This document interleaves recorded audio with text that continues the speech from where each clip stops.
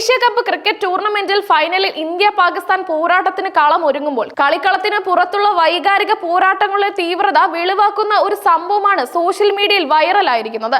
നിർണായക മത്സരത്തിൽ ബംഗ്ലാദേശിനെ കീഴടക്കി പാകിസ്ഥാൻ ഫൈനലിൽ കടന്നതിന് പിന്നാലെ ഒരു പാക് ആരാധകൻ ഹാരിസ് റൌഫിനോട് നടത്തിയ അതിവൈകാരികമായ അഭ്യർത്ഥനയാണ് ഇപ്പോൾ ചർച്ചാ വിഷയം.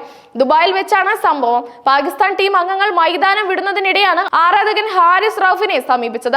ഫൈനലിൽ ഇന്ത്യയെ വെറുതെ വിടരുത്, പ്രതികാരം ചെയ്യണം എന്നായിരുന്നു ഭ്രാന്തമായ രീതിയിൽ ആരാധകൻ റൌഫിനോട് ആവശ്യപ്പെട്ടത്. ഈ വാക്കുകൾ ഇരു രാജ്യങ്ങൾക്കുമിടയിലെ ക്രിക്കറ്റ് പോരാട്ടങ്ങളിൽ നിലനിൽക്കുന്ന വൈകാരിക തീവ്രതയാണ് എടുത്തു കാണിക്കുന്നത്.